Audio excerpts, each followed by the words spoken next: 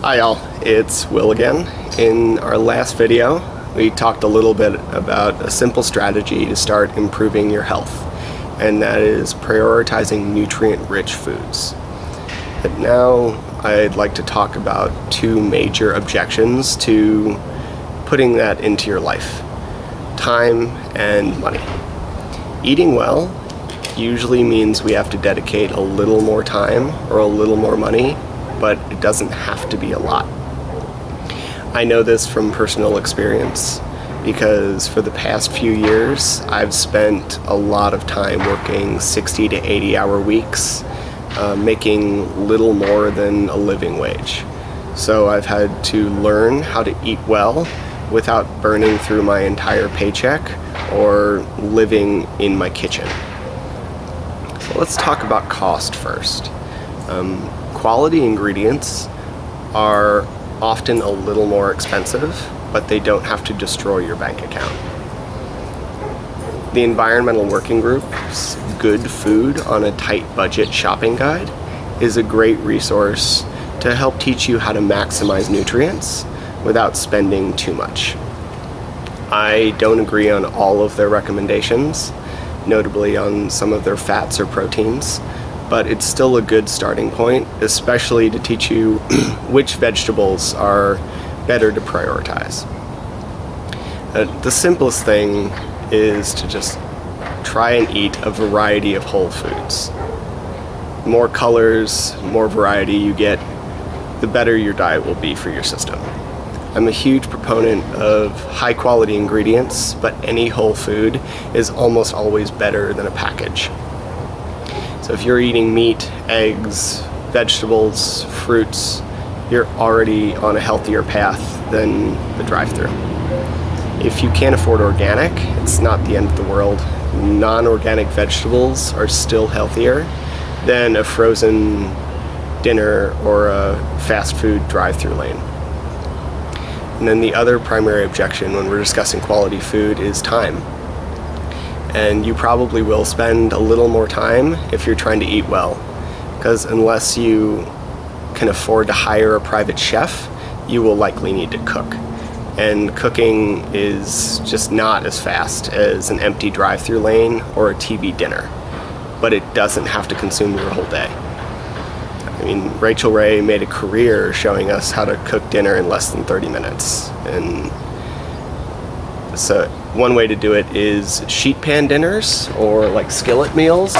Just put all the food into these, and they're great time savers.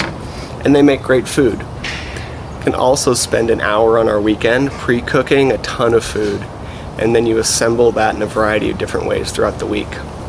For example, on Sunday, I'll often cook a couple of pounds of vegetables, chicken thighs, and rice, a couple pounds of each, and I'll season them with basic salt, pepper, maybe a little garlic powder.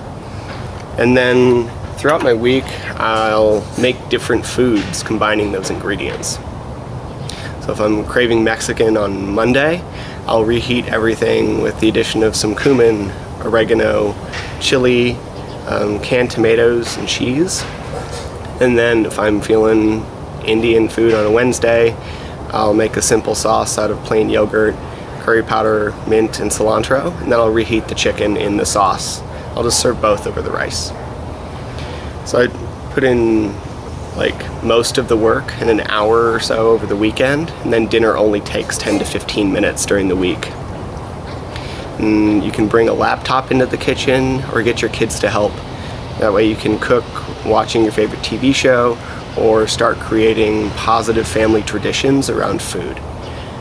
If you're truly too busy to cook, you can buy some pre-cooked meals as a fallback. Or if the shopping is mainly the issue, a lot of delivery services will deliver food directly to your door, cutting back on time required to shop. These meals cost usually $5 to $15 per serving, and they can save a ton of time, especially these days when grocery shopping is much more stressful than usual. In the end, focusing on ingredients is one of the simplest things we can do to start eating better and feeling better. It might cost a little more or take a little more time, but I personally find it a worthwhile trade-off. I consider it an investment in my health span or long-term health. You could always try it for a few weeks and see how it goes, and if you hate it, just return to what you're doing now. It's worth a shot. And one last thing, I wanted to make sure to include this for the cost portion. A lot of farmers markets provide bonuses to SNAP members who shop at farmers markets. Here in Utah, you can get up to $30 of free food by using your SNAP EBT card at farmers markets. So if you're a SNAP member, this is a great way to get free, high-quality ingredients.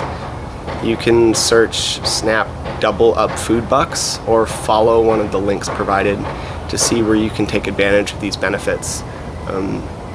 Thank you for joining me for this video. We'll be back soon, a little more detail on what to actually eat. In the meantime, if you have any questions, please reach out to me or Eats. We're happy to set up a private chat. Again, my name's Will Frantz, and thank you so much, and I'll be back in a little bit.